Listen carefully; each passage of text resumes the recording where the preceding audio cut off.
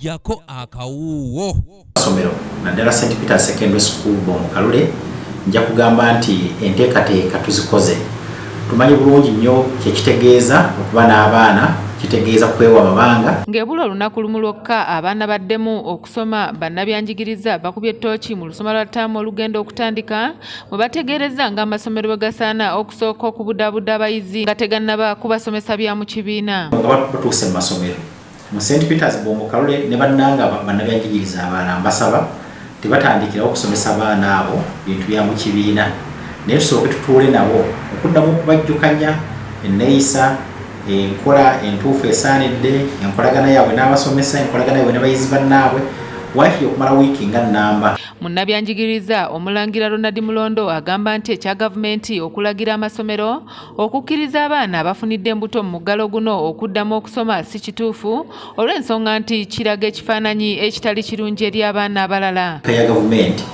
weewa kyogerwako naye tekiteekebwanga mu nnambika bulungi. Kizibu nnyo okukkiriza omwana ali olubuto okudda mu ssomero ne yeetaba ne bayizi banne kuba ekisookera ddala tekiwa kyakulabirako kirungi eri abo abasalawo okwekuuma.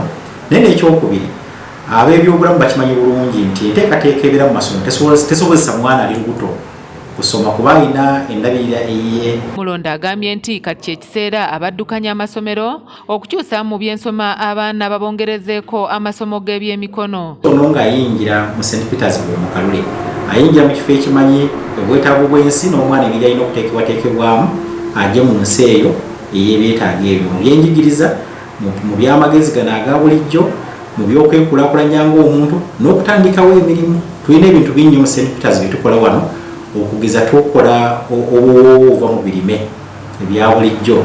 Ye ssentebe w'amasomero g'obwannannyini mu ggwanga Haji Asadu Kirabira ategeezezza nti gavumenti esaanye eyambe ku masomero okutandikawo ebifo awayinza okussibwa abaana abafunidde embuto mu muggalo guno. Eziteekateeka bino abantu abalabirira ebifo byonna birina okutunulwamu, otherwise tujja kusigala nga tukyogerako naye nga practically tekisoboka mu masomero.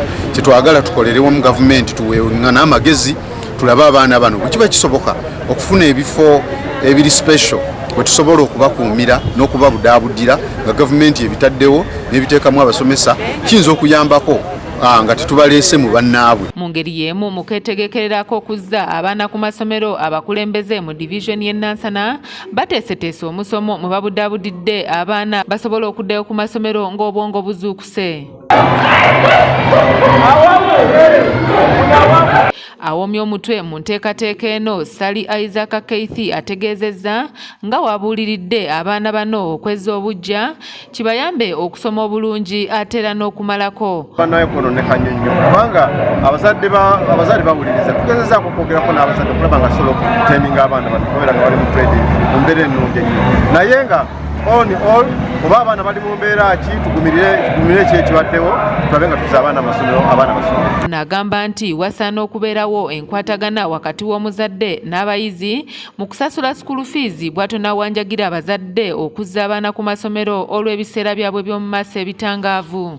Kino kibeere two-way traffic nti bannyini masomero naffe abazadde tugende mu masomero tubannyonnyole tunasasula tutya school fees ate n'abamu oba ng'olaba nti abazadde baali basasudde senga abaana tebasomerako ddala ddala ng'osobola okwefiiriza muleka abaana basome ttaamu eno then ttaamu eri eddako tunasobola okulaba nga tubikola ki tusasula school fees ezo. Ssaabakulisito wa Ekereziya ya St. Kalori Lwanga nga wayindidde omusomo guno agambye nti enteekateeka eno esobodde okukuumira abaana mu ddiini yaabwe.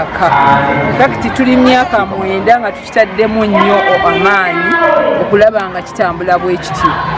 Kituyambye abaana baffe bakuumira mu Kereziya era kubanga bafuna emisomo egy'enjawulo era ne tumaliriza nga tubagabudde ekyokulya n'ebirala naye kituyambye abaana baffe bakuuma nga bakatuliki ate n'okubakuuma nga bampisa.